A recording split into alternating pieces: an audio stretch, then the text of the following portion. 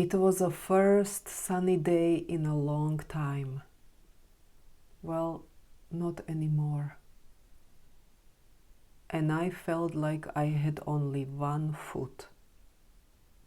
Welcome to new video, my friends. So I turned the lights on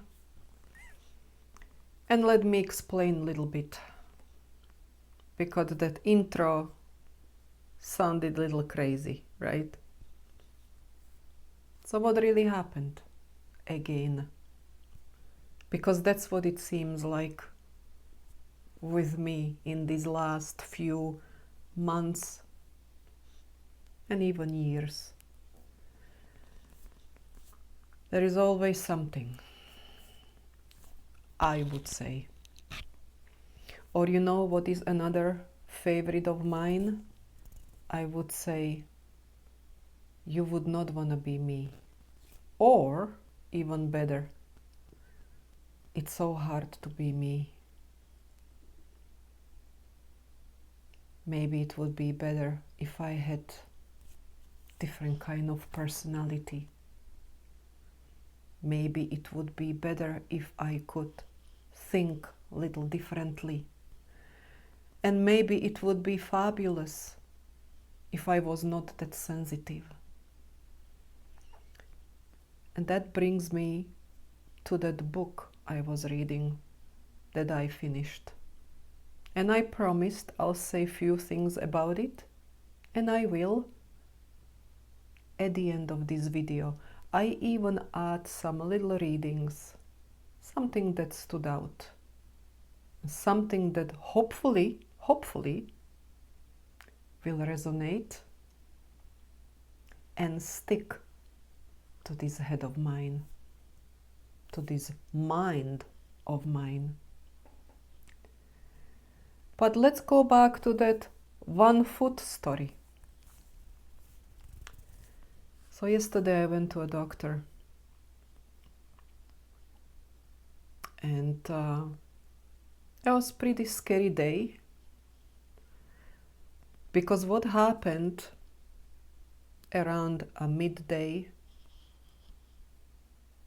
the numbness that I've been feeling in my arm and leg since, I would say, August, since I went to that unfortunate ER visit, that numbness in my left foot reached the levels that when I touched it, I could not feel anything. You know how when you touch those rubber toys, something made of rubber? That's what it felt like when I was touching my left foot. Well, and there it goes. Of course, my anxiety picked up on it immediately, blew it out of the proportion, and here I went again. Oh my God. Stroke? Am I going to maybe lose the foot? Maybe they would have to cut it. Maybe it's dying. It's dying. Something from my toes and up. What is going on? That's all my mind could scream. So I went to a doctor, one of those clinics close by, because my doctor is still not back, not available.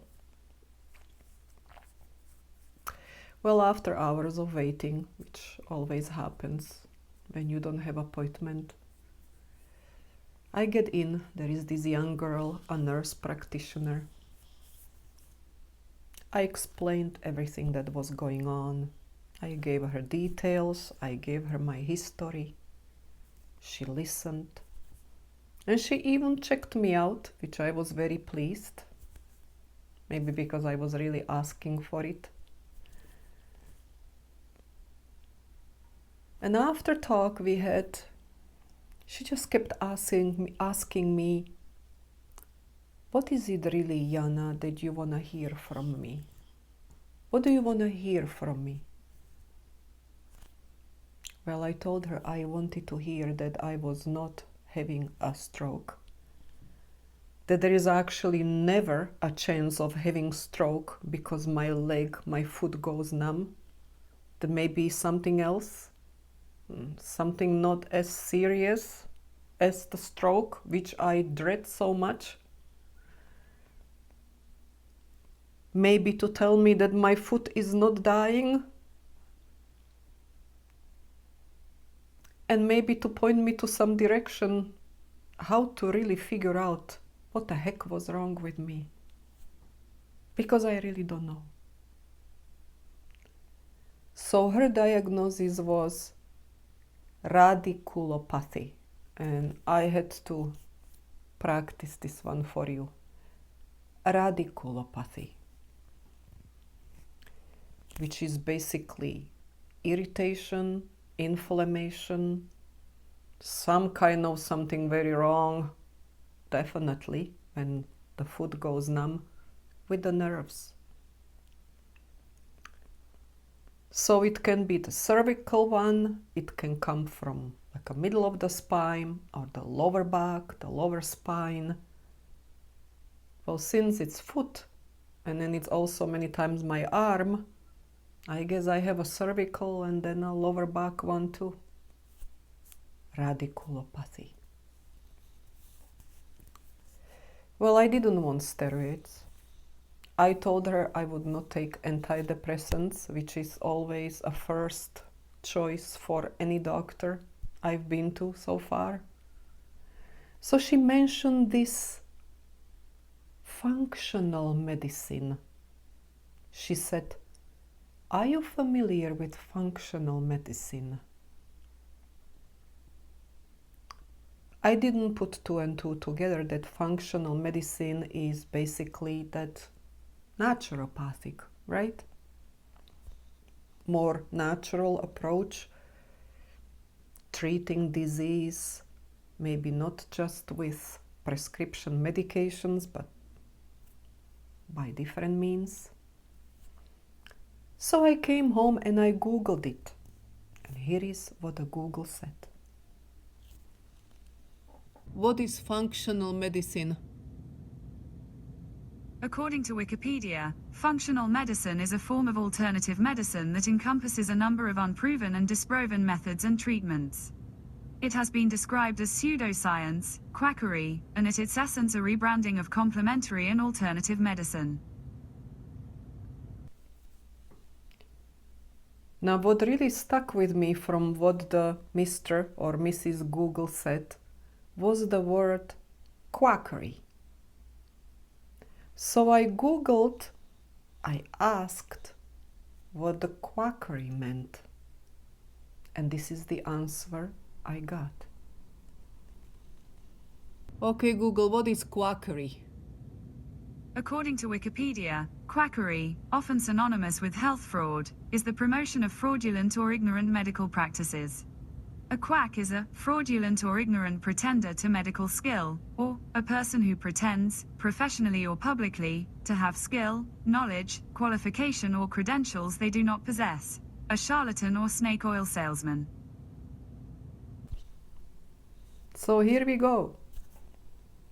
If it's not curing my radiculopathy with prescription medicine, or maybe some steroids injections,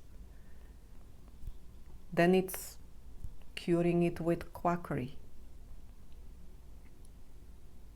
How do I feel about this? Or does it still sound intriguing to me, that functional approach, the functional medicine?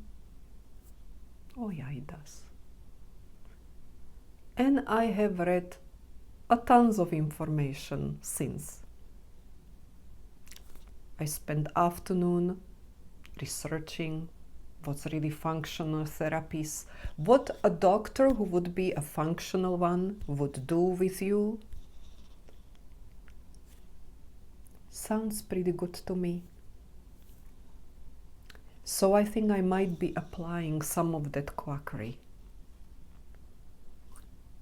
into my own healing. So here you have it. That was my day yesterday. Spending half of it in fear that mostly my mind created. It's always my mind. Gosh, if I could master it a little more in this year, 2025, I'll be happy.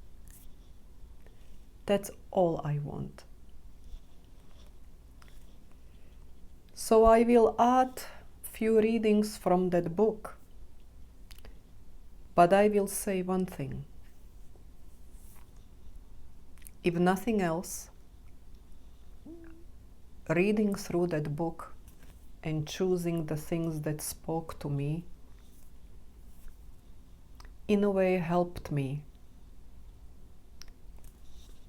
brought me to the point that really no matter what towards the future, it's all about accepting. Accepting the nature or the personality that I have. I am who I am with my way of thinking. And even all those disturbing and negative thoughts, when they come, that's also me. It came from me. I just need to know how to deal with them. That's the word. What stuck to me is change the narrative. Change the narrative, Jana, which is basically your cognitive behavior therapy that would cast arm and leg. I can maybe do it myself. Look at the world and things with different lens. Or at least try. I will try. So maybe a little dramatic video for you today. I wanted to come and socialize here. This is my form of socializing, which the doctor yesterday mentioned. I need to maybe do more, try more even in this department, because it can be very helpful to my mind. I'm glad you come and watch these videos. Thank you. I know sometimes it's all over the place. But when I see there is 100 views, I'm happy. And I'm happy for every comment when you try to communicate with me. It makes a difference in my life. That's why I do it. I'll see you in the next video. And I hope health-wise you are doing well, because health is really the wealth. Big cliche, but so, so true. Bye. As I move through each day, I allow myself to be who I am without judgment. I allow my thoughts to flow without condemnation. I embrace who I am in each given moment. If I feel fear, I lovingly hold and assure myself without suppressing the thoughts until the fear has dissipated. I allow myself the space to be me.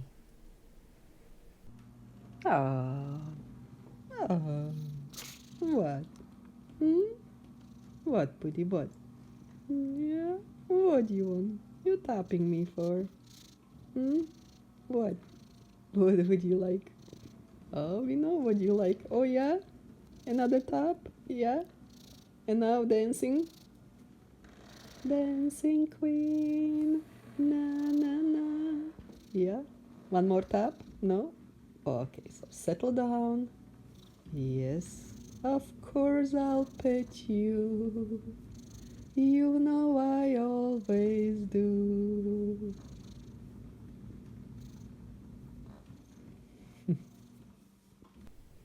I see my sensitivity as my strength and superpower. It's a part of who I am. I love and accept myself for who I am. I no longer need anyone else's approval to accept me or my sensitive nature.